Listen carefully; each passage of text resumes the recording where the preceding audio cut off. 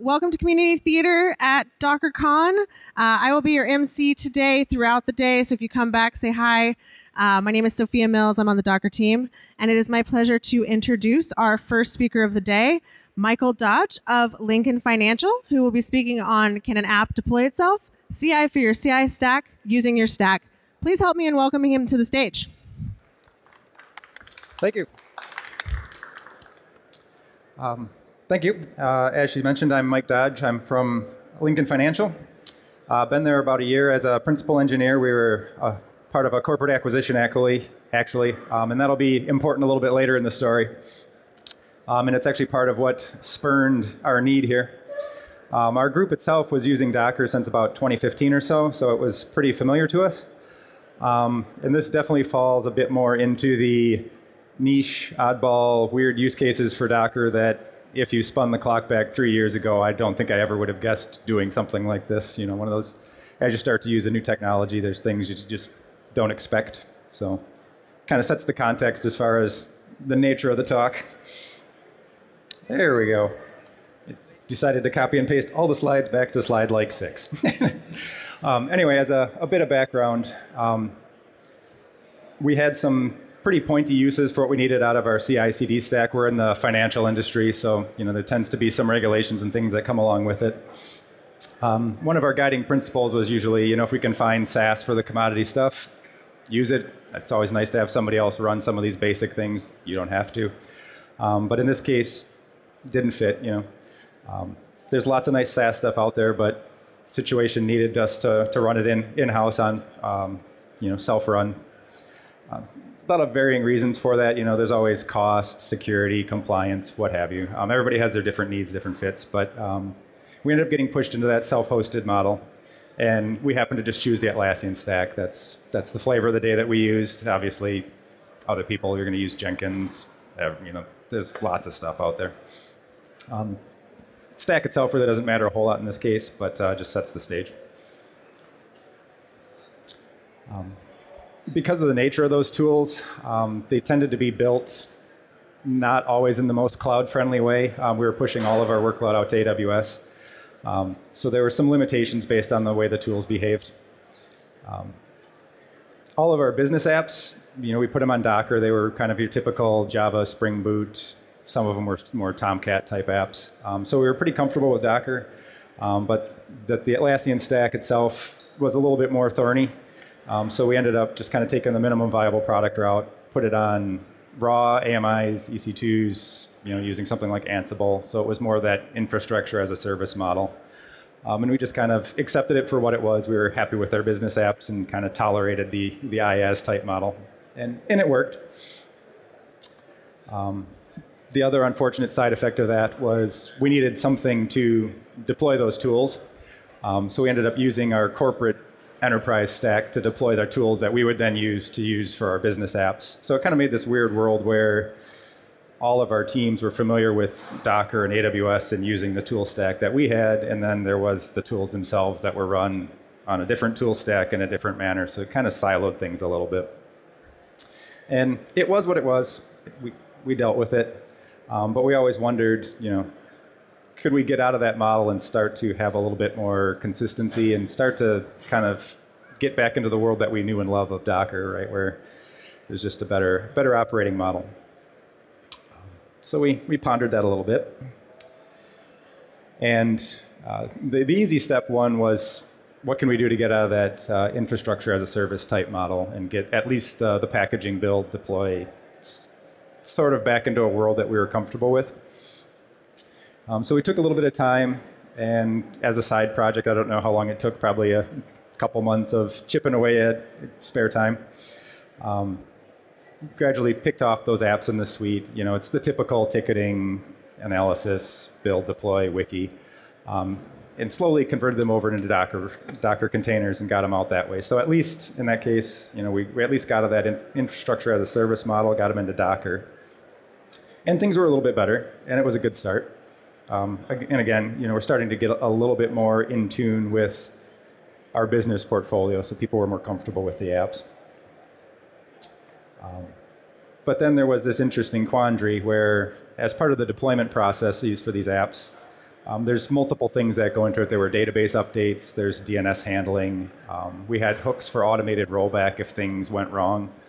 And then there were some things that would happen after the deployment, like monitoring and alerting hooks, that were all part of that deployment process. And it worked good for all the other apps in the suite, but then we had this sad little orphan of Bamboo that we needed some means to deploy it. Obviously, you can't, if you're using Bamboo to deploy Bamboo, it's going to take the app offline and it's going to be in the middle of those processes, and you're not going to finish doing what you're going to do. For most of our apps, we do zero downtime, blue-green type deployments. It's kind of a way to get around some of these types of problems usually.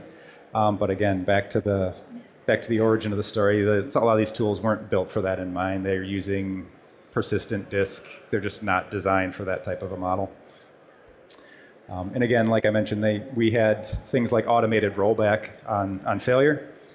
So in theory, you could just let Bamboo fire off the deployment, and the reality is your orchestrator, whether it's Kubernetes or Swarm or ECS, it would do most of the deployment work, but you'd lose some of those things on the tail end, and then as well as that problem of if the deployment failed, you're kind of dead in the water then.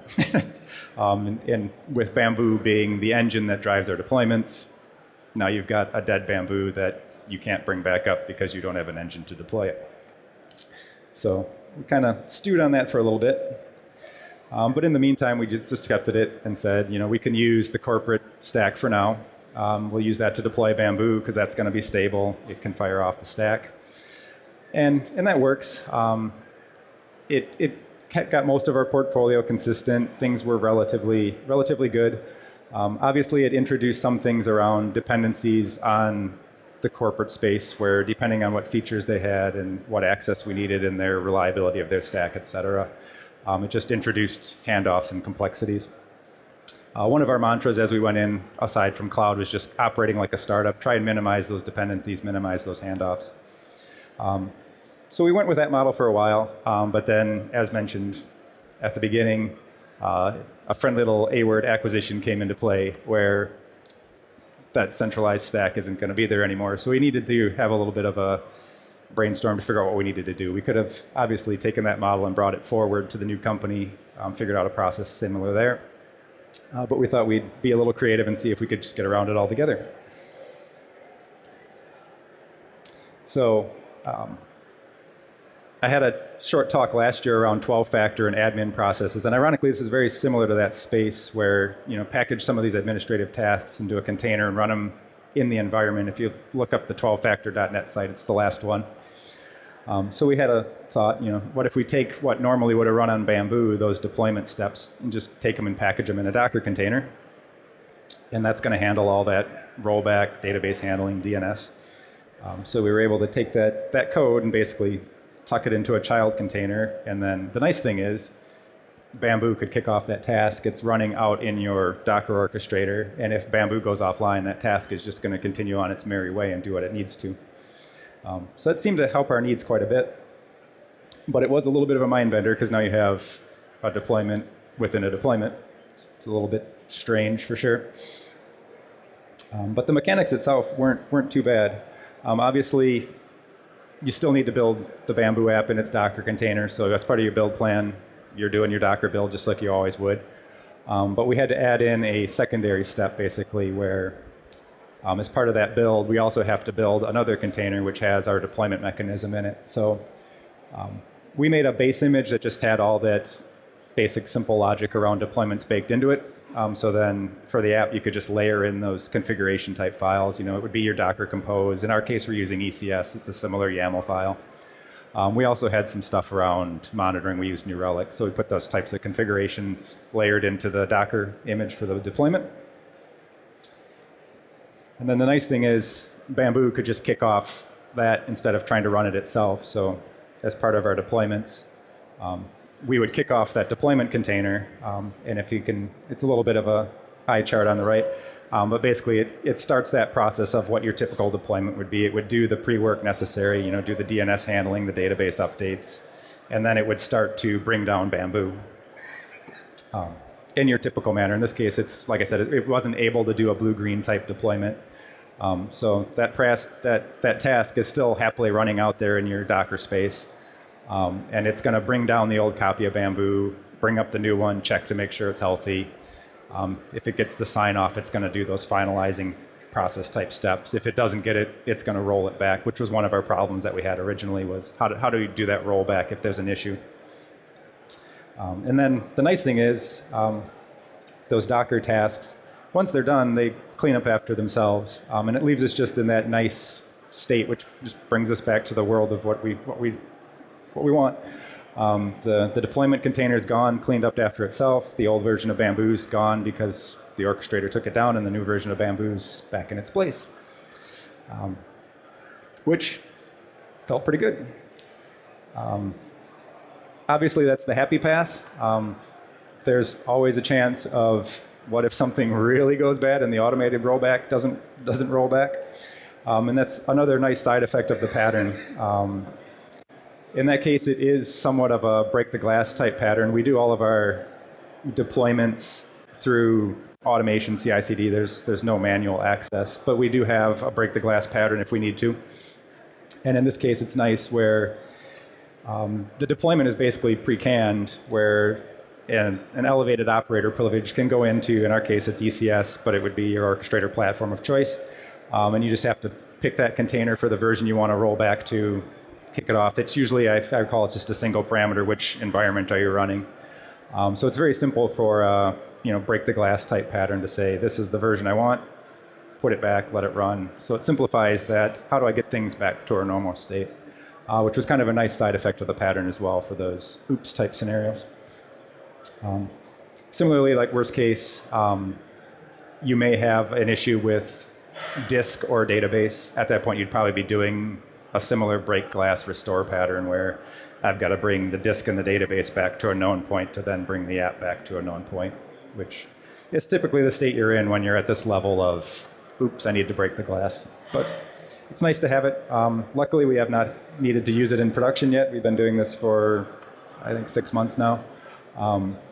But it's there if we need it. At a high level, like I mentioned, the real benefit was just the ability to get kind of to a self-sustaining model, one-stop shop.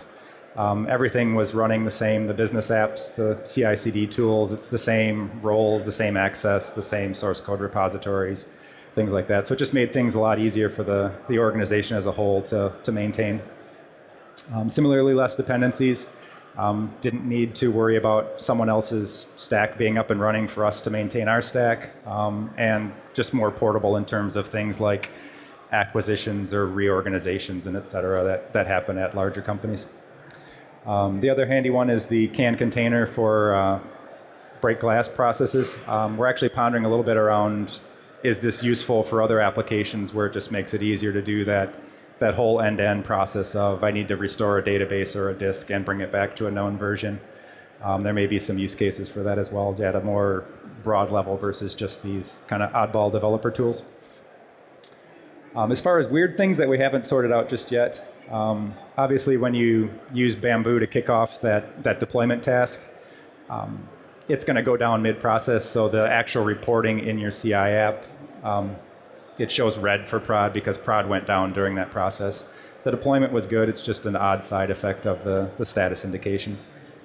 And then obviously the whole, if it really hits the fan, you're in that break glass world. There's not a normal source control based process for rolling back.